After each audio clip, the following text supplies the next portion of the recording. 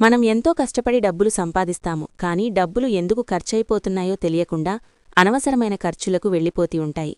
అయితే ఖర్చులు తగ్గించుకొని సంపాదన పెంచుకోడానికి ఈ పరిహారం చేస్తే లక్ష్మీదేవి అనుగ్రహం కలుగుతుంది అని పండితులు వివరిస్తున్నారు.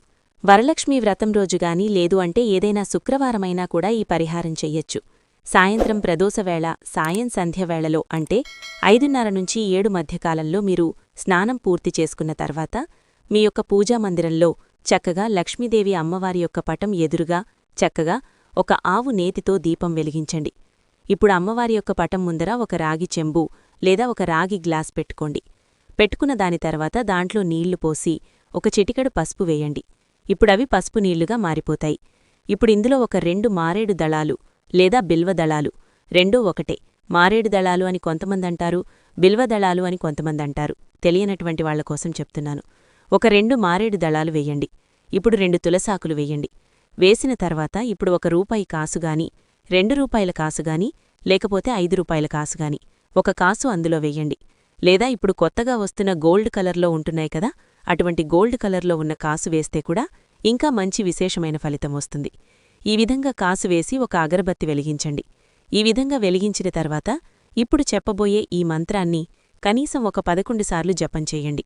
చక్కగా కూర్చొని ఓం మహాలక్ష్మియై చ విద్మహే విష్ణుపత్నియై చ ధీమహి తన్నో లక్ష్మీ ప్రచోదయాత్.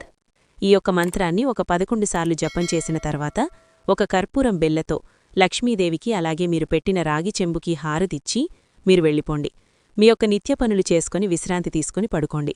మరుసటి రోజు ఉదయం అంటే శనివారం ఉదయం మీరు స్నానం పూర్తయిన తర్వాత ఆ రాగి పాత్రలో వేసిన ఆ కాసుని తీసుకొని తుడుచుకొని మీ యొక్క పరసులోగాని పాకెట్లోగాని పూజామందిరంలోగాని చక్కగా పెట్టుకోవచ్చు.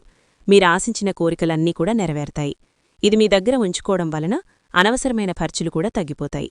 విపరీతమైన ధనప్రవాహం కరుగుతుంది లక్ష్మీదేవి అమ్మవారి యొక్క అనుగ్రహం వలన. ఇంకా కూడా విశేషమైన ఫలితం కోసం మొదలుపెట్టిన శుక్రవారం నుంచి వరుసగా 7 శుక్రవారాలు ఈ పరిహారం చెయ్యండి. ప్రతి శుక్రవారం కూడా ఒక కొత్త కాసు మీరు వాడాలి.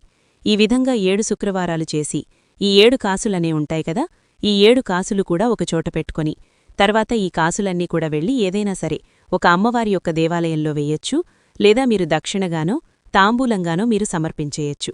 ఇంకా కూడా విపరీతమైన మంచి శుభఫలితముంటుంది. ఈ విధంగా చేస్తే చేసిన ప్రతిసారీ కూడా రాగిపాత్రలో మిగిలిపోయిన ఆ నీళ్లు తులసి మొక్క కాకుండా ఏదైనా సరే మొక్క మొదట్లో మీరు వాటిని పారపోసేయచ్చు. ఈ వీడియో మీకు నచ్చితే లైక్ చేసి ఇలాంటి మరిన్ని పరిహారాల కోసం మన ఛానల్ సబ్స్క్రైబ్ చేసుకోవడం మర్చిపోకండి.